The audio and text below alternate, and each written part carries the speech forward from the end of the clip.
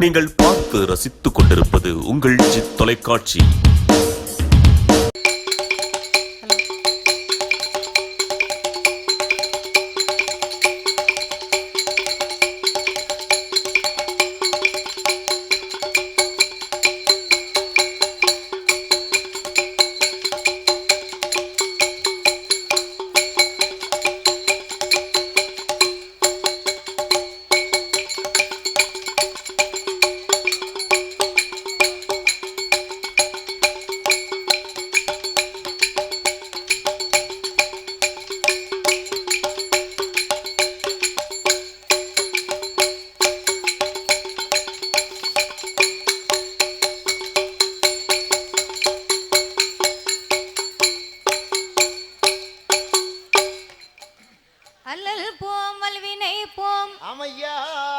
அன்னை வயத்தில் பிறந்த தொல்லை போ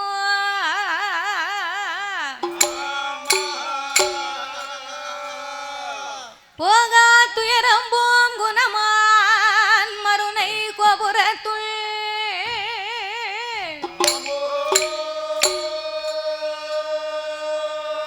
வீச்சிருக்கும் கணபதியை கை தொழுத காப்பே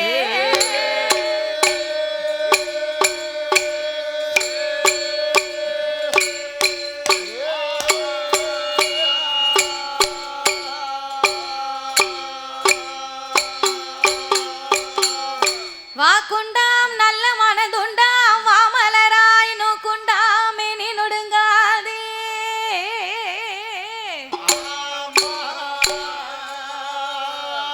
பூக்கொண்டு துப்பாய் திருமேனி துன்பிக்கையான் உன் பாதோ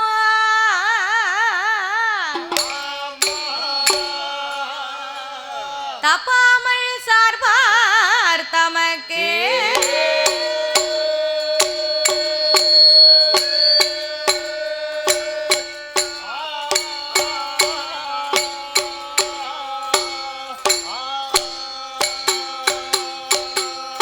யானை முகம் இருகொம்பும் மகன்ற மார்பும் சிறுகண்ணு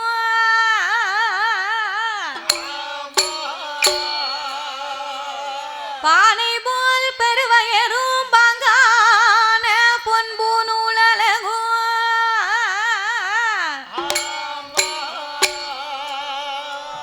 தானே தோன்றி எனது உள்ளத்தில் தயவாய் வாழும் விநாயகா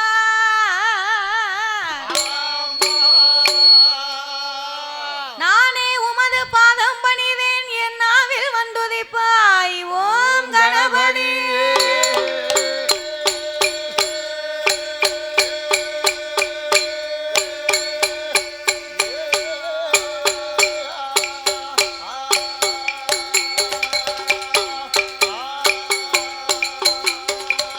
வெள்ளை கலையுடுத்தி வெள்ளை பனி பூண்டு வெள்ளை கமலத்தில் வீச்சிருப்பாள் அன்னை வெள்ளை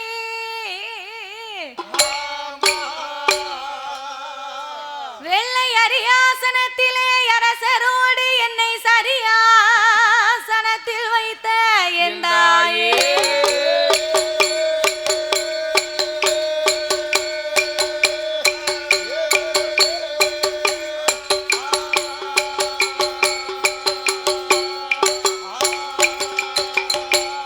அண்டர்கள் துயரம் தீராயோ திமா நகரில் வந்து பிறந்து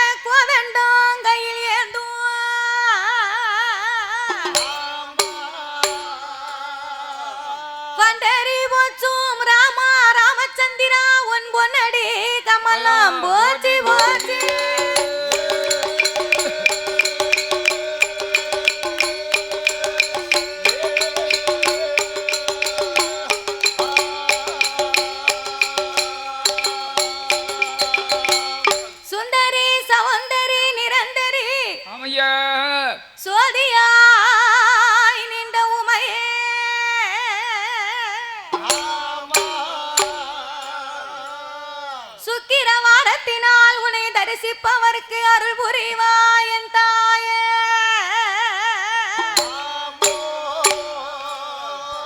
அத்தி வரதன் தங்கை சக்தி சிவன் ரூபம் அதை அடியால் நான் சொல்ல திறமோ.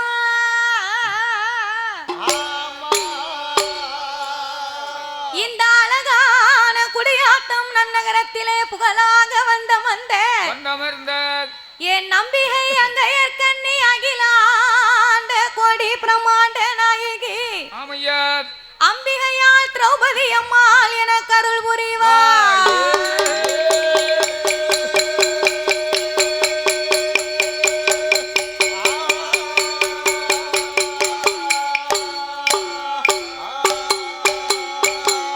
வச்சாத பொய்கை வடநாடு கண்டு மலை மேல் இருக்கும் திருமலை குமரா.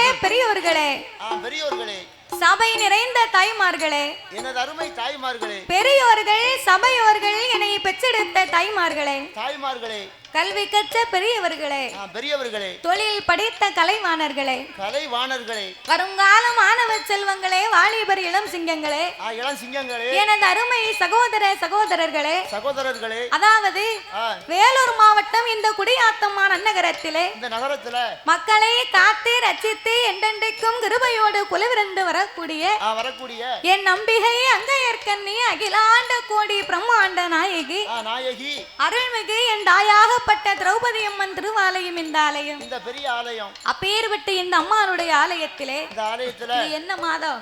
இது வந்து ஆடி மாதம். ஆடி மாதம் முதலாவது அம்மனுடைய ஆலயத்திலே கொடை விழா பெரும் விழாவாகவே நடந்து வருகின்றது, சிறப்பா நடந்து வருகின்றது. அப்பேற்பட்ட இந்த அம்மனுடைய திருவாலயத்தில் இந்த திருவாலயத்துல எல்லா கலைஞர்களும் வந்து படித்து ஆடி பாடி சென்று கொண்டிருக்கக்கூடிய இந்த அழகான மேடையிலே இந்த மேடையில இன்றைக்கு ஒரு நேர நிகழ்ச்சிக்காக மட்டும் சரி நாமளுடைய வில்லிசைக்கு அன்போடு இங்கு வரவழைத்து உள்ளார்கள். நாமளை வரவழைத்த அனைத்து அன்பு உள்ளங்களுக்கும் நாங்கள் நன்றியை தெரிவித்துக் கொண்டு அதாவது வில்லிசையோ சொல்லிசை என்பார்கள்.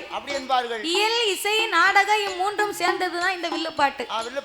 வில்லுப்பாட்டுன்னா வில்லுப்பாட்டு பாடுகிறோம் அப்படின்னா ஆடல் பாடலோ சினிமா பாட்டோ அப்படி எல்லாம் கிடையாது. தெய்வத்தினுடைய புகழை பாடுவதற்கு தான் இந்த வில்லுப்பாட்டு.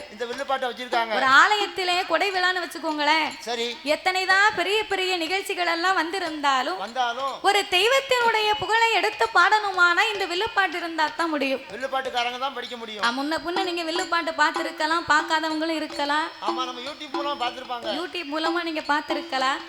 ஆன போதிலும் தென் மாவட்டங்கள்ல மட்டுமா அதிகமாக இருந்து வரக்கூடிய இந்த வில்லுப்பாட்டை இன்னைக்கு வடக்க வர வர வர அடுத்த மாவட்டத்திற்கும் வரவழைத்ததற்காக எங்களுக்கு ரொம்ப சந்தோஷம்.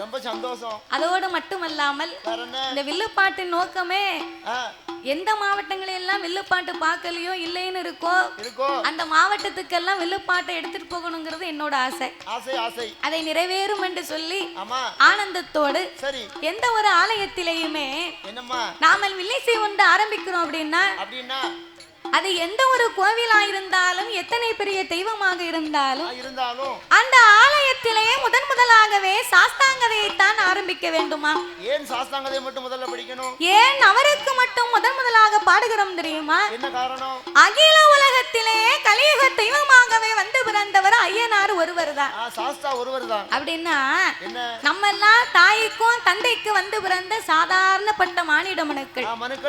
ஆனா என் தருமஞான சாஸ்தா அப்படி அல்ல. அப்புறம் எப்படி? அரிக்கும் சிவனுக்கும் ஆணுக்கும் அப்பாவுக்கும் பிறந்த பிள்ளை. ஆணுக்கும் பிறந்த பிள்ளை. அப்பேற்பட்ட ஐயனார் அரிகர புத்திரன் தருமஞான சாஸ்தா வந்து பிறந்தாத்தான் அனைத்து தெய்வங்களுமே இந்த ஆலயத்திற்கு வருமா? உள்ள ஆலயத்துக்குள்ள வருமா? அப்படி கோயில்ல சாஸ்தா மட்டும் சாஸ்தா பிறவியாகவில்லை வந்து பிறக்கலைன்னு வைங்க, சரி சாமி பைபாஸ்ல வந்துட்டு பைபாஸ்ல வீட்டுக்கு போயிரும்.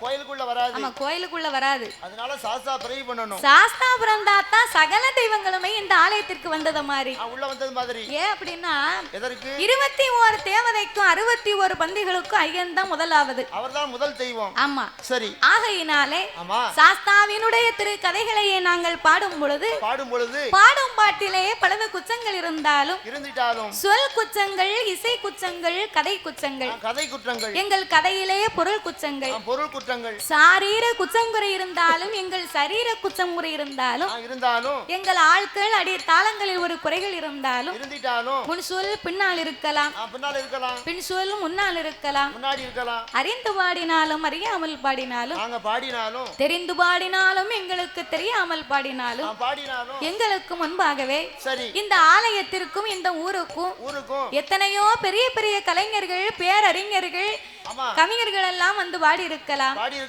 ஆன போதிலும் அடியால் நான் ஒரு சிறு குழந்தை. உங்கள் வீட்டு பிள்ளையாகிய நான் மாதவி.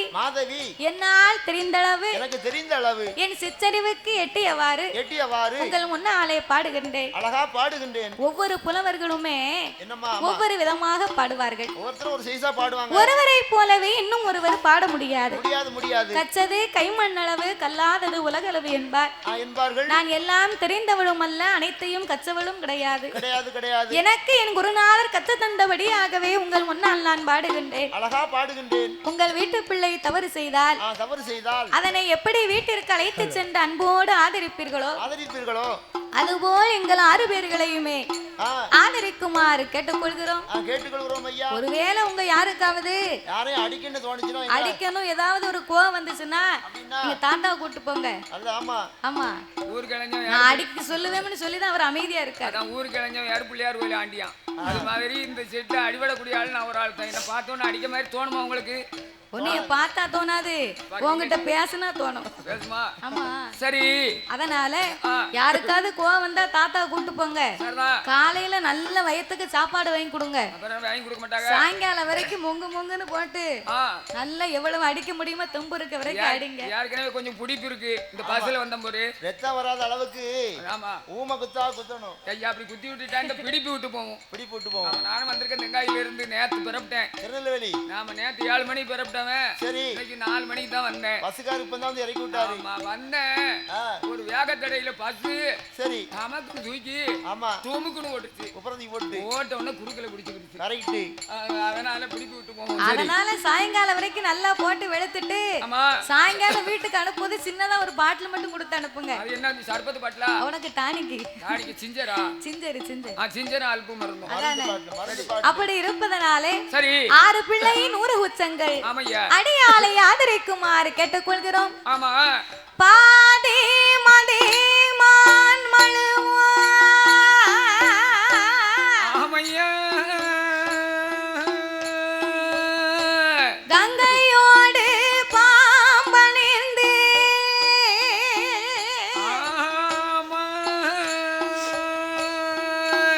பார்வதியை மனம் புரிந்த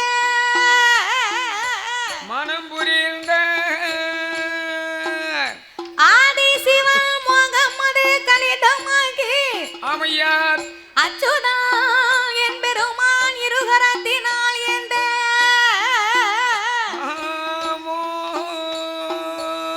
சோதி மணி விளக்கு ஒளிர்வு போல் 5 மைந்தர்கள் தோளினில் பூநூல் இளங்க தோன்றி மேதினில் ஆமையா அரிக்கும் சிவனுக்கும் அருகிற புத்திரனாகவே வந்து உதித்த தருமன் ஞான சாஸ்தாங்கதையை பிரித்து சொல்வோம்.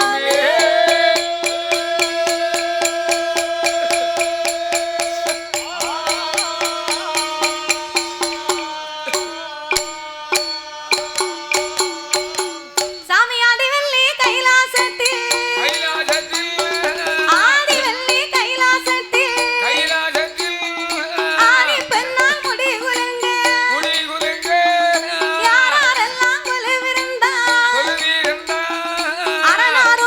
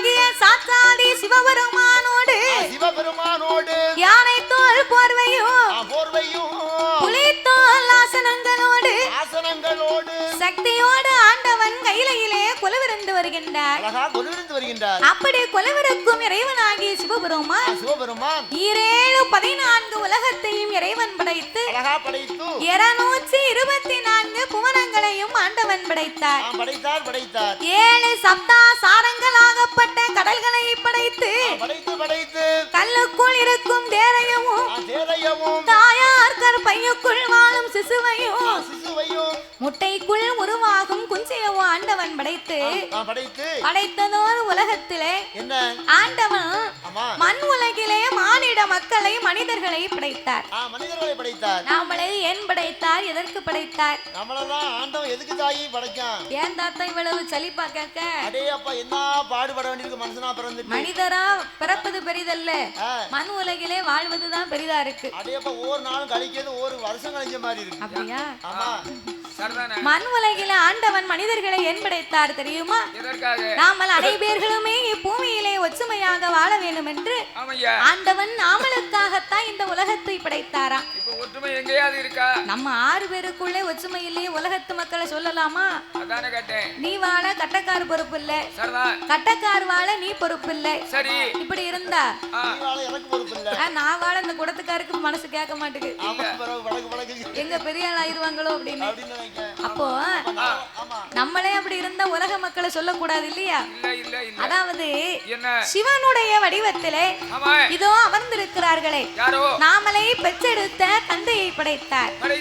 அம்மா சிவசக்தி இருக்காளே இந்த திரௌபதி அம்மா, அம்மாளுடைய வடிவத்திலே நாமளை 10 மாதம் கருவிலே சுமந்து பெற்று எடுத்த தாய்மார்களை படைத்து சிவன் வடிவத்திலே ஆண்களையும் சிவசக்தியின் வடிவத்திலே பெண்களையும் படைத்து ஆனென்றும் பெண்ணென்றும் ஆண்டவன் அகில உலகத்தையே உண்டு பண்ணினார். நாமளுக்கெல்லாம் 6 அறிவை கொடுத்தார், 9 தத்துவத்தை படைத்தார். மனிதர்களுக்கெல்லாம் 3 ஆசைகளை கொடுத்து மண் ஆசை, பொன்னாசை, பெண் ஆசை என்று சொல்லி இப்படி 3 ஆசைகளை கொடுத்து மரம், செடி, கொடி, பயிர், புல் போன்ற இலை தாவரங்களோடு ஆடு, மாடு, கண்டு காடைகள் அதனையும் படைத்தார். அதாவது இந்த உலகத்திலே படைத்ததுல ஆண்டவன் 14 உலகத்தை படைத்தார். அந்த 14 உலகத்தையும் 3ஆகவே பிரித்து அதலை, சுதலை, ஆதி, பாதாள உலகம் என்றே பெயரை கொடுத்தார். அதலை, சுதலை, ஆதி, பாதாள உலகம்னா அப்படின்னா என்ன தெரியுமா? அதலை என்றால் ஆகாய உலகம், தெய்வ கைலாயம். சுதலை என்று சொன்னால் நாமல் அனைவர்களுமே வாழக்கூடிய இந்த மத்திபலோகம். ஆதி பாதாள உலகம் என்று சொன்னா நாமளுக்கும் கீழே ஒரு உலகம் உள்ளது. அப்பேற்பட்ட அந்த ஆதி பாதாள உலகத்தில் அசுர அரக்கர்களை ஆண்டவன் படைத்து அசுர அரக்கர்களுக்கெல்லாம் தலைவனாகப்பட்ட ரிஷியமுகா வர்ணனும் இரத்த கன்னியாலும் 2 பேர்களுமாகவே ஆண்டு வரக்கூடிய காலத்திலே வல்லமையை தவம் இருந்ததினாலையும் அரக்கர் குலத்திலே பிள்ளையை பெற்று வளர்ப்பதினாலையும் வல்லமையை தவம் இருந்து பிறந்த பிள்ளைதான் வல்லரக்கை. அப்பேற்பட்ட வல்லரக்க ராட்சதனுக்கு 16 வயதிலே பட்டம் சூட்ட வேண்டும் என்று அம்மா அன்மகளாகிய பவளக்கன்னியை கொண்டு வந்து அந்த அரக்கனுக்கும் திருமணங்களை முடித்து காலையிலே கல்யாணம், அரக்கனுக்கு மாலையிலே பட்டம் சூட்டும் விழா. எப்படி பட்டம் சூட்டினால் தெரியுமா? என் மகனே வல்லரக்கா, என் மகனே வல்லரக்கா, என் ஆணை உன்னானை, என் மகனே வல்லரக்கா, செங்கோலை உன் பொறுப்பு, சிம்மாசன உன் பொறுப்பு, வானப்பெட்டி உன் பொறுப்பு, பாதாள உலகம் எல்லாம் உன் பொறுப்பு, பூட்டி எல்லாம் உன் பொறுப்பு, பொக்கிஷங்கள் உன் பொறுப்பு, களஞ்சியம் உன் பொறுப்பு, காஜானா உன் பொறுப்பு, கண்ணையிமை காப்பதை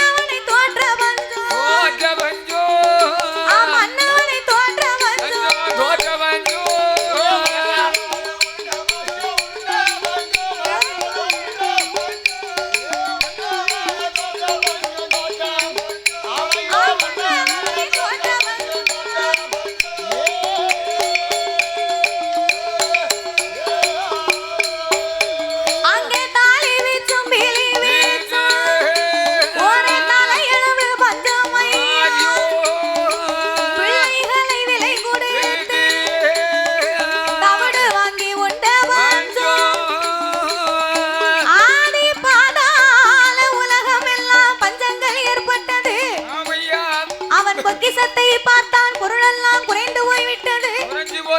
அவன் களஞ்சியத்தை பார்த்தான், கஜானா காலியாச்சு. பண பெட்டிய பார்த்தா பணம் எல்லாம் குறைந்து போய்விட்டது. உடனே மந்திரி அழைத்தான். அடே மந்திரி, நான் இந்த நாட்டுக்கு ஒரு அரசன், அவனிக்கடை தேசத்திற்கும் நான் ஒரு வல்லரக்கேன். 12 வருடமாச்சு, யாருமே எனக்கு பகுதியே கொடுக்கலையப்பா. என்னை பணிந்தும் நடக்கவில்லை, இரசால் கொடுக்கவில்லை, ஏனென்றும் கேட்கவில்லை, கப்பம் கொடுக்கவில்லை, எனக்கு யாருமே காணிக்கையும் செலுத்தவில்லை. அதனால 56 தேசத்திற்கும் பகுதி வேணும்னு பறைவசி அடிச்சிட்டு வா அப்படின்னு உடனே பார்த்தா மந்திரி மன்னனுடைய வார்த்தைக்கு மறுவார்த்தை இல்லை என்று ஆணையை அலங்கரித்தான், அம்பாரியை தூக்கி வைத்தான். அவனிக்கடை 56 தேசத்துக்கும் பகுதி பணம் வேணும்னு பறைவசி அடித்தான். பாதாள உலகத்திலே மன்னர்கள் சும்மா இருப்பாங்களா? ஏய் மந்திரி, இந்த அரக்கை என்னைக்கு நாட்டு சிம்மாசனத்துக்கு வந்தானோ அன்னையில இருந்த நாட்டுல மழையும் இல்ல தண்ணியும் இல்ல. ஏன் மழை இல்ல? நாட்டு மக்களிடையே நீதி கிடையாது, நேர்மை கிடையாது, தயவுதாட்சணை எதுவுமே இல்லை. அதாவது நாட்டுல நல்லவங்க இருந்தா தானே மழை வரும். நல்லோருக்கு பெய்யும் மழை எல்லோருக்கும், நல்லோருக்கு பெய்யும் மழை எல்லோருக்கும் உண்டு. ஒரு 10 பேர் நல்லவரா இருந்தா போதும், அந்த 10 பேர் நல்லது செய்த வைத்து அவருக்கு பெய்யக்கூடிய மழையானது எல்லோருக்கும் கிடைக்குமா? 100 பேர்ல 10 பேர் நல்லவங்களா இருக்க போய் தான் 90 பேர் நம்ம வாழ்ந்துகிட்டு இருக்கோம். அதேதான் எங்க ஊர்ல எல்லாம் எடுத்துக்கிட்டா நான் ஒரு மனுஷன் தான் நல்ல மனுஷன் சொன்னாங்க. எனக்காக தான் ஊர்லயே மழை பெய்யுது. அவர் அங்க இருந்து இங்க வந்தப்பதான் இங்க மழை வருது பாத்துக்கோங்க. நான் வரும்போது கூட்டி வந்தோம்ல மழை. யோகியத்தை ஊர்ல போய் கேட்டாலாம் தெரியும் என்னமா இருக்குன்னு. என் பேரை சொன்னா சுண்ணாம்பு செடி நாய் தூக்காது. அதானே நாய் பொத்துக்கும். அப்படி பாதாள உலகத்திலே இந்த அரக்கன் வந்த நாளில இருந்து மழையும் இல்ல தண்ணியும் இல்லடா. இந்த அரக்கனுடைய அப்பா இருந்தா ரிஷிமுகாவர்ணன். அவரும் ஒரு அசுர அரக்கர் குலத்துல பிறந்தவர் தான். அவருடைய ஆட்சியிலே நீதி இருந்தது, நேர்மை இருந்தது, மக்களிடையே தயவுதாட்சணைகள் இருந்தது. மாதம் 3 மழை பொழிந்தது, வருடத்திற்கு 3 போக நெல் விளைந்ததப்பா. நாங்களும் பகுதியை கொடுத்தோம், வடிந்து நடந்தோம். ஆனா இந்த அரக்கனுடைய ஆட்சியிலே மழையே கிடையாது. எங்களால எப்படி நாங்க பகுதி கொடுக்க முடியும்? அவன பகுதி பணம் வேணுமானா அவன சண்டை கூடி நாட்ட சொல்லு, அவன சண்டைக்கு தான் வரவு சொல்லு, அவன யுத்த கூடி நாட்ட சொல்லு, அவன யுத்தத்துக்கு வரவு சொல்லு, அவன மண்டை பலம் இருந்துனா மண்டை பலம் இருந்துனா அரக்கனும் மல்லுக்கு தான் வரவு சொல்லு.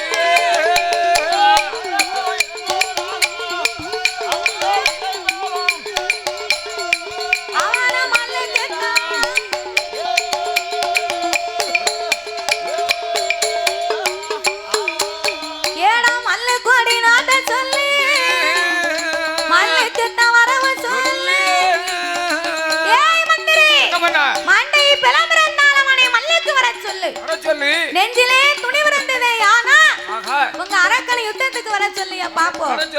சண்டையிலே செவித்தவன் பகுதியை வாங்கிட்டு போட்டோம். பார்த்தா மந்திரி அரக்கம் பக்கம் போனா பகுதியை வாங்கிட்டு வானா அவன் இங்க விரட்டுதான். அரசர்கள் பக்கம் வந்தா பகுதி இல்லைன்னு இவங்க இங்க விரட்டுதாங்க. இவன் துன்பத்திலே நிக்க முடியல, இவன் துன்பத்திலே நிக்க முடியல. அவனை இவன்னு நம்ம ஏன் அலையணும்? அதனால இந்த அரக்க நாட்டுக்குள்ள இருந்தா தானே நம்மள அனுப்பி வைப்பான். இந்த நாட்டை விட்டு இவனை எங்கேயாவது வனவாசத்துக்கு அனுப்பணும். நல்லவனுக்கு நல்லது எது கெட்டது எதுன்னு தெரியும், கெட்டவனுக்கு நல்லது தெரியாது, கெட்டது மட்டும் தான் தெரியும். அதனால இந்த அரக்கனுக்கு சொல்லக்கூடிய புத்தியை சொல்லி இவனை வனவாசத்துக்கு அனுப்பி வைப்போமே. அப்படி என்று சொல்லி அவன அரண்மனைக்கு ஓடி வந்து ஐயாவே வல்லரக்கா நம்ம பகுதி பணம் கேட்டு போறோம், உங்களை பணம் எடுத்து வாரா, நான் கிஸ்தி பணம் கேட்டு போறோம், உங்களை கேவலமா பேசுதா.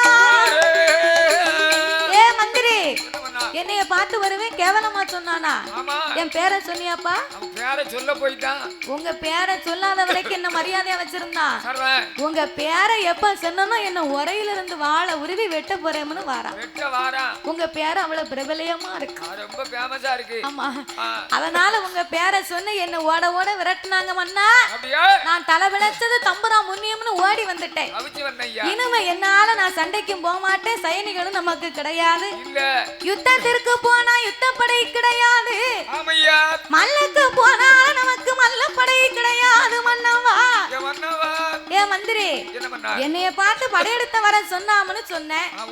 படையை திரட்டிட்டு போவோம்னா எல்லாமே இத்து போயிருக்குன்னா நான் என்னப்பா செய்ய? படையும் இல்ல வடையும் இல்ல, வடை விடிய கலந்துருவாங்க. நம்ம கிட்ட ஏகப்பட்ட படைகள் உண்டு. என்னாச்சு நம்ம படைகள் பூரா? ஆனப்படை, குதிரைப்படை, ஒட்டகப்படை, அத்தனை படையும் பஞ்சத்துல அடிபட்டு போச்சு. அது இத்து போச்சு. அதனால மீதி இருக்குது என்ன படை இருக்கு? 2 படை மிச்சம். என்ன படை? ஒண்ணு சாப்பாட்டு படை. சாப்பாட்டு படைக்கு நல்லா சாப்பிட்டா சப்பலே சரியான ஏற்பாடு. ஆமா, அது போக இன்னொன்னு மூட்டை படை ஒண்ணு இருக்கு. மூட்டை படையை தீய வச்சு கொளுத்துனால வரத்தான் செய்யும். அது முன்னால இருந்துச்சு, இப்ப எங்க வருது? மூட்டை ஏகப்பட்டது இருந்துச்சு, இப்ப பூரா டைல்ஸ் போட்டாச்சு, மேல ஏறினாலும் வலிக்கிட்டு கீழே வந்துரும். ஆமா, அதுக்கு உட்காரக்கு முடியல, உட்கார முடியாது, அதனால ஓடி போயிட்டு. அதனால மூட்டை படையும் இல்ல. ஆகையினாலே உங்களுக்கு ஆயுதத்திலே பெரிய ஆயுதம், சிறந்த ஆயுதம். என்ன ஆயுதம்? வாழ்க்கையிலே ஒரு மனிதனுக்கு சிறந்த ஆயுதம் என்ன ஆயுதம் தெரியுமா? கண்ட கோடாலியை வச்சு என்ன செய்ய முடியும்? மரத்தை வெட்டலாம். குத்துக்கம்பு வச்சு குத்தத்தான் முடியும். அதை வச்சு ஒண்ணு செய்ய முடியாது. நான் சொல்லக்கூடிய ஆயுதம் ஒரு மனிதனை வாழ வைக்கக்கூடிய ஆயுதம். ஆயுதத்திலே சிறந்த ஆயுதமே பொறுமை அப்படிங்கிற ஆயுதம் மன்னவா. பொறுத்தார் இந்த பூமி ஆழ்வார் என்று சொல்லுவார்கள். தூரையா போடுவாங்க, அதானே. அதனாலே சற்று தாங்கள் பொறுமையாகவே இருந்து எவன் ஒருவன் கோபத்தோடு எந்திருக்கிறானோ அவன் கண்டிப்பாக நஷ்டத்தோடு தான் கீழே இருப்பான். எதற்கு கோபப்படணும், எதற்கு கோபப்படக்கூடாதுன்னு ஒரு விவஸ்தை இருக்கு இல்லையா? உடனே காவல்துறைக்கு போவாரு. நீங்களும் எப்போ அடிப்போம்னா நிக்கியா? ஆமா, அங்க போய் கேஸ் கொடுத்தா என்ன ஆகும்? பொண்ணத்துக்கு உள்ள வைப்பாங்க. என்ன ஆகும்? கோவப்பட்டா நஷ்டப்பட்டா நஷ்டம் தான் பண்ணணும். துஷ்டரை கண்டா தூர விலகணும்யா. அவங்கிட்ட போய் சண்டைக்கு நிக்க கூடாது. அவனுக்கு நமக்கு வித்தியாசமே இருக்காது.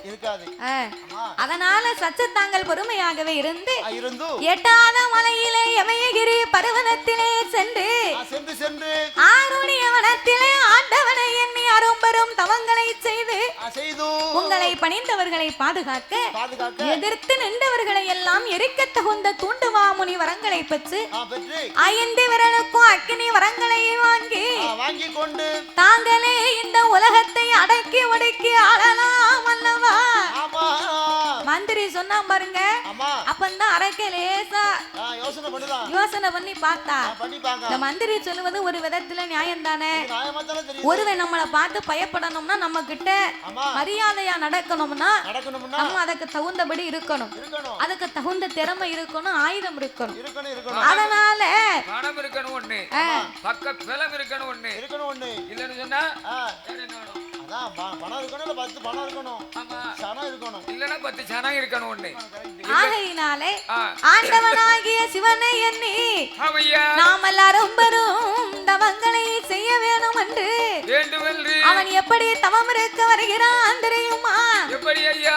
தலைய மொட்டை தான் அடித்தான், தலைய மொட்டை தான் அடித்தான், சன்னியாசி ஒரு கோலம் கொண்டான், அவன் காவி நல்ல உடையணிந்து ருத்திராட்ச மாலை போட்டு பட்டநாமம் பழுக்க சாட்டி செந்தூர பொட்டு வைத்து கம்பமாலை தோளில் வைத்து அவன் தோளில் வைத்து காட்டுக்கு வாரானே, அவன் காட்டுக்கு வாரானே.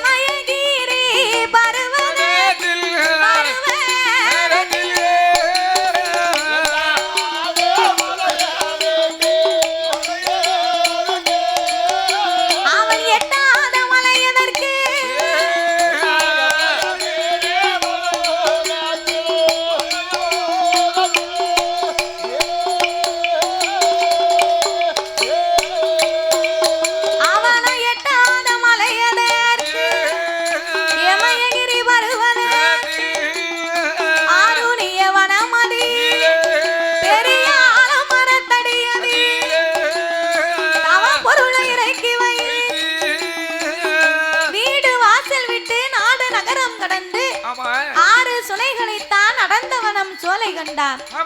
அவன் எட்டாத வனம் கடந்து யமகிரி பர்வதத்திலே வந்து ஆருணிய வனத்திலே ஒரு ஆலமரத்தின் அடியிலே அரக்கனானவன் தவப்பொருளை இறக்கி வைத்து அவன் குளித்து நீராடி ஈரத்துயில்களையாமல் எடுத்த முந்தி புளியாமல் நெச்சினிடையே பட்டையடித்தான். மத்தியிலே செந்தூர பொட்டு வைத்தான். காவி உடை அணிந்து கழுத்திலே ருத்ராட்ச மாலை அணிந்து கடவுளை எண்ணி தவம் இருக்க வேணும் என்று இப்பேற்பட்ட காட்டுக்குள்ள தவம் இருக்க வாரானே வல்லரக்க. சரி, அவன் வரும்போது அவனுக்கு ஆகாத நேரம் அமடு வருங்காலம். எத்தனையோ சகுனங்கள் எதிரிலே வந்தாலும் கண்ட சகுனத்தை எல்லாம் காலால் தள்ளினான். பார்த்த சகுனத்தை எல்லாம் பாவியவன் அறியாமல் யமகிரி மலையிலே தவம் இருக்க வேணும் என்று அவன் எப்படி தவச்சாலை அலங்கரித்தான் தெரியுமா?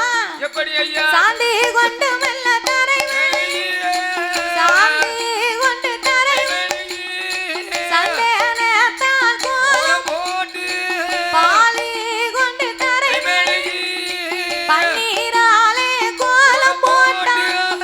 மாவு கொண்டு தரைமணி மஞ்சளாலே கோலம் போட்டான். மஞ்சளாலே கோலம் போட்டான்.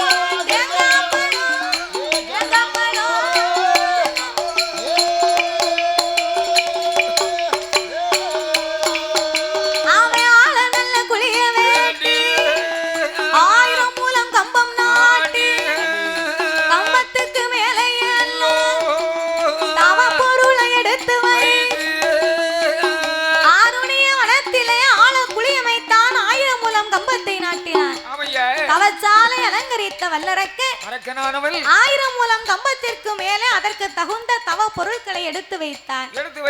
கடைசியாகவே கோழி முட்டை வைத்தான். ஒரு குண்டு ஊசியை நாட்டி ஊசி முனையின் மேல் தன் வலது கால் பெருவிரலை ஊன்றி இடது காலை எடுத்து வைத்து நாசி அடக்கி ஊசி தவங்களை செய்து வருகிறான் வல்லரக்கம்.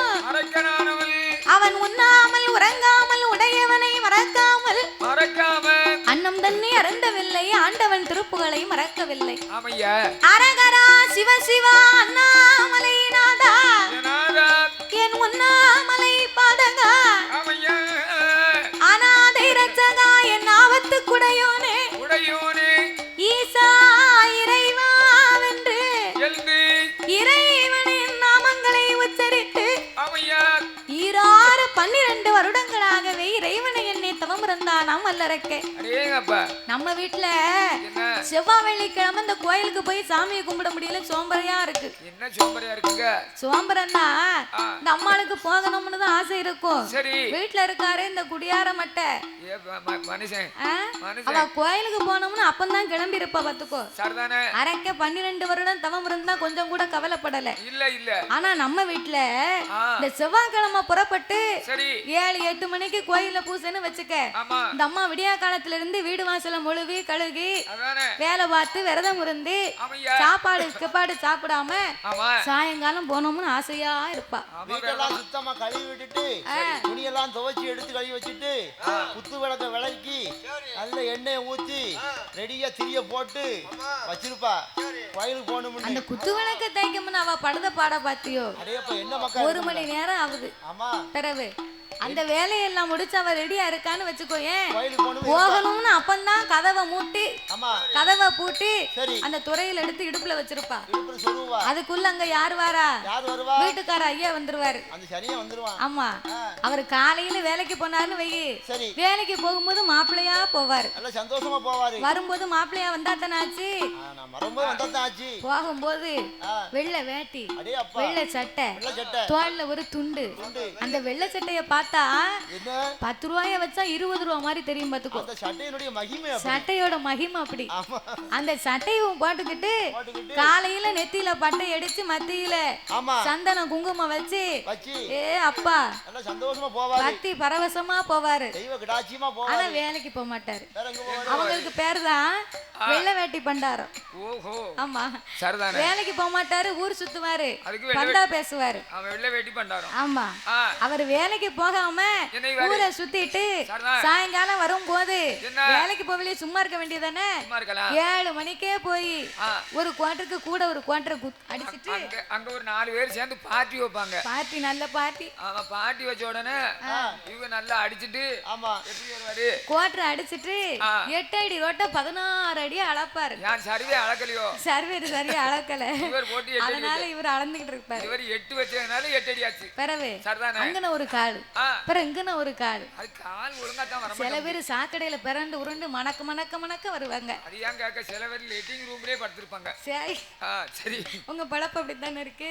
சில பேர் போதையில உள்ளவங்க. அப்ப வரும்போது சும்மாயா வராரு? இந்த வேட்டி இருக்கு பாரு, வேட்டி அவுத்து தலையில தலப்பா கட்டிக்கிடுவாரு. ஏன் வெயில் அடிக்கோ மழை பெய்யுதா?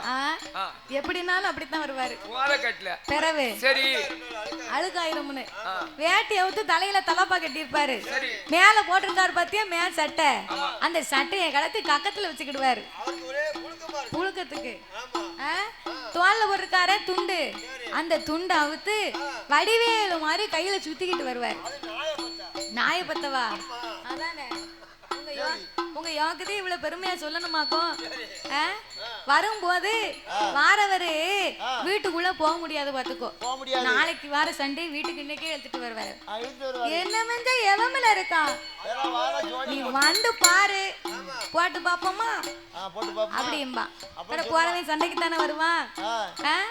பிறகு வீட்டுக்கு வந்து சேர்ந்துருவாரு. எப்படியாவது வாரவருக்கு வீட்டுக்குள்ள போக முடியாது பாத்துக்கோ. அந்த ஆள வாசல்லே படுத்துருவாரு. பாப்பா நான் கோயிலுக்குலாம் போகணும்னு நினைச்சேன், இந்த சனியை வந்துட்டானே நம்ம என்னைக்கு கோயிலுக்கு போய் நான் என்னைக்கு சாமியை கும்பிட, ஏ தாயே நீயாவது என் கண்ணை திறந்து பார்க்க கூடாதா அப்படின்னு அந்த அம்மா கையை நெரிச்சுக்கிட்டே நிப்பா. இந்த போய் இனிதாம்னு பாப்போம் அப்படின்னு வீட்டுக்குள்ளே வாசல்ல படுத்தவரு ஏட்டி ஏ லட்சுமி யார் தெரியுங்களா? குடிச்சிட்டு வந்தா கிணத்துக்குள்ளே போய் விழுதாங்க. ரோட்ல பஸ் வருது விழ தெரியல, கரெக்டா வராங்கல்ல. வீட்டுக்காரம்மா பேரெல்லாம் தெரியத்தான் செய்யும். சும்மா ஒரு ஆக்ஷன் போடுவாரு. ஏட்டி ஏ லட்சுமி அத்தானுக்கு வயிறு பசிக்கு ஒரு ஆஃப் ஆயில் போடு. நான் கோயிலுக்கு போனோம்னு குளிச்சு மொழிவி கிளம்பி இருக்கனே. சனியண்ண நீ ஆஃப் ஆயில் கேட்க, உனக்கு ஆம்லேட் வேணுமா ஆஃப் ஆயில் வேணுமாவா? புல் பாயில் போட, புல் பாயில் போட உன்னைய முதல்ல போட்டு தள்ளணும். நீ சும்மா இருப்பேன். சாம்பார் வச்சு வீட்டுல சாம்பார் வச்சிருக்கேன், ரசம் வச்சிருக்கேன், அப்பளமும் பொரிச்சு வச்சிருக்கேன். அதை வச்சு தரேன், சாப்பிட்டு அறவும் இல்லாம வீட்டுக்குள்ள போய் படுக்கணும் அப்படின்னு வீட்டை திறப்பா. தட்டுல சாப்பாடை போட்டு சாம்பாரை ஊத்தி அந்த அப்பளத்தை கொண்டு வந்து அடப்பாங்கரையில நிப்பா. திரும்பி பாப்பா இந்த போய் வீட்டுக்குள்ள வரமாட்டாங்களுக்கு, இவனுக்கு ஏன் நம்ம கொண்டு கொடுக்கணும் அப்படின்னு அடுப்பாங்கரையில நின்னு தாளாவ அங்க இருந்து அனுப்பி விட்டுருவா. அது லிப்ட்ல வந்து இறங்குத மாதிரி இறங்கு பாத்துக்கோ. இவர் வாசல்ல இருந்து மினி பஸ்ஸ மறிச்சத மாதிரி கைய போட்டு மறிச்சு தட்டை பிடிச்சு சுவாட்டை அலைஞ்சு ஒரு வாய் அள்ளி சாப்பிடுவாரு. என்ன ஆகும்? அள்ளி சாப்பிட்டுட்டு கேப்பான், எப்படி ஏட்டி சாம்பார் யார் வச்சா? நான் தான் வச்சேன். சாம்பார் உன் முகர மாதிரி இருக்கு. என்னங்க இப்படி சாம்பார்ல எவனாவது பருப்பு போடுவானாடி? தலையா ஓட முடியும். சாம்பார்ல எவன் பருப்பு போட்டா அப்படிம்பா. அதானே கேட்டேன். ஏமுதி சாம்பார்ல பருப்பு போடாம வேணா உன் தலைய கடுக்கையை வறுத்து போட அதானே கேட்டேன். ஒழுங்கா உட்கார்ந்து சாப்பிட்டுட்டு புறப்பட்டு போ அப்படின்பா. போ நான் கோயிலுக்கு போட்டோம். சரி சாம்பார் பிடிக்கல. சரி வேற என்ன வச்சிருக்க? ரசம் இருக்கு. ரசம் வச்சிருக்கேன். சரி அதை வச்சிட்டு வா பாப்போம். அப்படியா? அப்படின்னா மறுபடியும் இந்த தட்டை கொண்டு போயிட்டு ரசத்தை ஊத்தி கொண்டு வந்து கொடுப்பா. அடமெல்லாம் சாப்பிட்டுருக்கானா? அப்பவும் சாப்பிட மாட்டான். கேப்பான் ரசத்துல யாருடி இவ்வளவு தண்ணியை ஊத்துவா? ரசம் ஏன் இவ்வளவு தண்ணியா இருக்கு அப்படின்னு கேப்பா. அவ சொல்லுவா ரசம் என்ன தொட்டுக்கிட்டு இருக்கும், இன்னைக்கு ரசம் வச்சிருக்கேன் உனக்கு, நீ வந்த அன்னைக்கு உனக்கு விஷத்தை வச்சா நீ பேசுவியா எனக்கு அப்படின்னு பேசுவா ஏசுவா. பிறகு பாப்பா இவ எமத்துல நின்னு முடிய 9 மணி ஆகிரும். கோயில பூசையும் முடிஞ்சிரும். இவனை உள்ளத்துக்கு போட்டு விளக்கு மாத்த கொண்டு 4 வெளுத்து கதவை போட்டு கண்ணை மூடி உறங்கிடுவா. அப்ப இப்படி எல்லாம் கோயிலுக்கு போக முடியுமா? போக முடியாது. முடியாது. ஆனா அரக்க அப்படி இல்ல. தன்னுடைய குடும்பம், தன்னுடைய மனைவி, தன்னுடைய தாய் தகப்பன், நாடு நகரம் மண்ணும் மனை பொன்னும் பொருள் ராஜ பதவியவே விட்டுட்டு தான் வந்திருக்கா. அப்போ இத்தனையும் இழந்து வந்த வல்லரக்கன் அண்ணன் தன்னை அறந்தாம ஆகாரம் புசிக்காம பேயுகின்ற மழையவே நீராக அருந்தி காட்டில் அடிக்கும் காய்ச்சைய ஆகாரமாக புசித்து அவன் பற்களெல்லாம் பாசு பச்சை, உடலில் உள்ள ரோமங்கள் எல்லாம் சடைகள் பின்ன, மண்டையிலே சில குருவி மண்டபங்கள் கட்டிட, கொண்டையிலே சில குருவி கூடு கட்டி முட்டையிட, இப்பேற்பட்ட அரிய பெரிய தவம் இருக்க அவனுக்கு மேல பெரிய மண் புத்தே வளர்ந்திருக்கு பாத்துக்கோ. அப்படி ஒரு தவம் இருந்தாம் இந்த வல்லரக்கை. அப்போ 12 வருடமா தவம் இருந்தானே பகவான் வந்தாரா? ஆண்டவன் சிவபெருமான் வரவே இல்லை. என் ஆண்டவன் வராமல் இருந்த போது ஆண்டவனை எண்ணி அழுது புலம்பினான் வல்லரக்கன். ஆண்டவனே பகவானே சம்போ சங்கரா, ஆண்டவனே பகவானே சம்போ சங்கரா, சிவ சம்போ சங்கரா, அரக்கே செய்யும் தவத்தை பாரு சம்போ சங்கரா, இந்த அரக்கே செய்யும் தவத்தை பாரு சம்போ சங்கரா.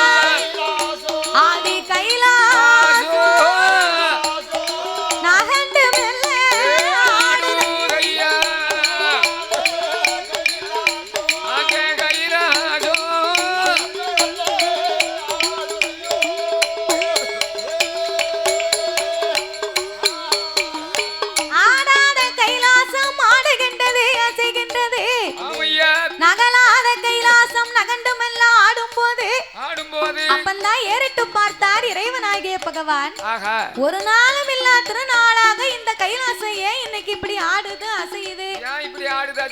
ஞானத்தால் அறிந்து பார்த்தார். ஆருணிய வனத்திலே அரக்கனுடைய தவங்களை கண்டார். அடேங்கப்பா, அசுர அரக்கர் குலத்துல பிறந்தாலும் நம்ம மேல இவனுக்கு என்ன ஒரு அன்பு. இப்பேற்பட்ட அரக்கனுக்கு இப்பொழுதே சென்று நாமல் வரம் கொடுத்தாக வேண்டும் என்ற ஆண்டவன் இரவு நேரத்திலே சாமம் நடுச்சாமம் நள்ளிரவு 12 மணியளவில் அரக்கனுக்கு வரம் கொடுக்கணும்னு அர்த்த சாம நேரத்துல ஆண்டவன் வந்தார்.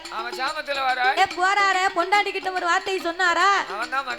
சொல்லவே இல்ல. பார்த்தா பார்வதி படுத்துக்கிட்டு இருந்தவரு திடீர்னு எந்திரிச்சு போறாரு. இவர் எங்க போறாரு?